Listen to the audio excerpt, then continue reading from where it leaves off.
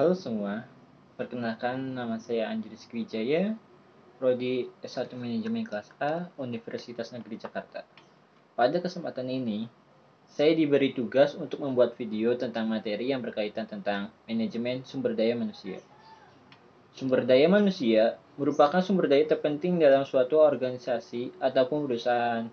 Setiap organisasi memerlukan manusia untuk mengoperasikannya, untuk mendapatkan tenaga kerja yang sesuai dengan kebutuhannya. Diperlukan suatu proses MSDM yang dinamakan dengan rekrutmen. Rekrutmen adalah proses untuk mencari dan menarik pelamar yang berkemampuan untuk diseleksi menjadi karyawan sesuai dengan posisi yang dibutuhkan. Proses rekrutmen ini dimulai dengan mencari calon pelamar dan berakhir dengan diserahkannya surat lamaran kerja pelamar ke organisasi yang melakukan rekrutmen. Setelah rekrutmen, proses selanjutnya adalah proses penyeleksian pelamar kerja, hingga terpilihnya pelamar kerja tersebut menjadi karyawan untuk mengisi posisi yang dibutuhkan. Sumber rekrutmen. Yang pertama ada internal. Karyawan terbaik untuk mengisi posisi lowong bisa didapatkan dari internal perusahaan.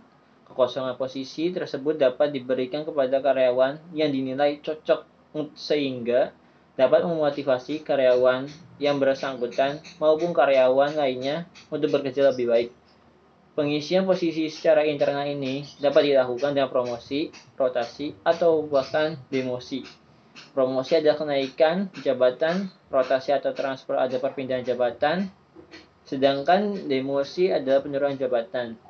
Terdapat dua metode yang dapat digunakan dalam internal rekrutmen. Yang pertama itu metode tertutup. Metode tertutup itu meminta manajer mengajukan karyawan yang akan dipromosikan atau dirotasi. Kemudian yang kedua itu ada metode terbuka yang mengumumkan jabatan yang lowong lewat iklan internal perusahaan. Demosi atau penurunan jabatan memang jarang dilakukan oleh perusahaan, terkecuali karyawan tersebut sudah benar-benar tidak mampu mengerjakan beban tugas yang diberikan saat ini, ataupun telah melanggar peraturan perusahaan yang mengakibatkan hukuman penurunan jabatan. Kemudian ada keuntungan rekrutmen dari sumber internal. Yang pertama itu meningkatkan semangat kerja. Yang kedua, jarang terjadi kesalahan dalam penyeleksian. Yang ketiga, mendorong kesetiaan karyawan terhadap perusahaan. Yang keempat, tidak terburu-buru atau gegabah dalam pengambilan keputusan. Yang kelima, biaya pelatihan lebih hemat dan mendorong pengembangan diri pada karyawan. Tetapi ada juga kelemahan rekrutmen sumber internal. Yang pertama itu ada kemungkinan tidak cukupnya jumlah orang yang memiliki kualifikasi dalam perusahaan.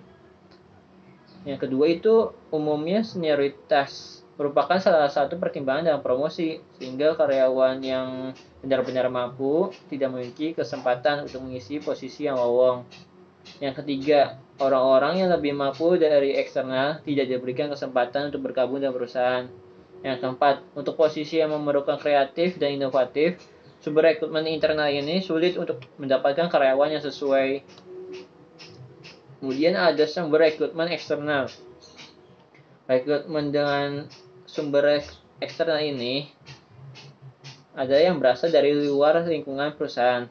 Semua perusahaan memerlukan pengrekrutan dari lingkungan eksternal apabila tidak ada karyawan yang internal dan perusahaan yang cocok untuk mengisi posisi yang dibutuhkan. Rekrutmen eksternal juga diperlukan jika suatu perusahaan melakukan ekspansi bisnis yang menyebabkan kebutuhan tenaga kerja yang meningkat.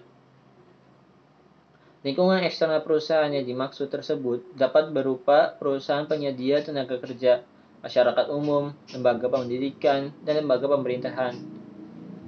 Ada keuntungan dalam hal rekrutmen eksternal. Yang pertama, itu bisa mendapatkan personal yang cocok untuk pekerjaan. Yang kedua, membawakan ide dan teknik baru. Yang ketiga, cocok untuk perusahaan yang sedang berkembang dan memerlukan banyak pekerja baru. Tetapi ada juga kelemahan di dalam rekrutmen eksternal. Yang pertama itu dapat menurunkan semangat kerja pada karyawan yang ada.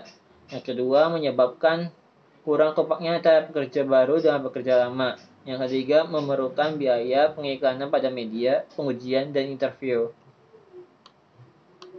Sekian dari saya. Kurang lebihnya mohon maaf. Wassalamualaikum warahmatullahi wabarakatuh. Terima kasih.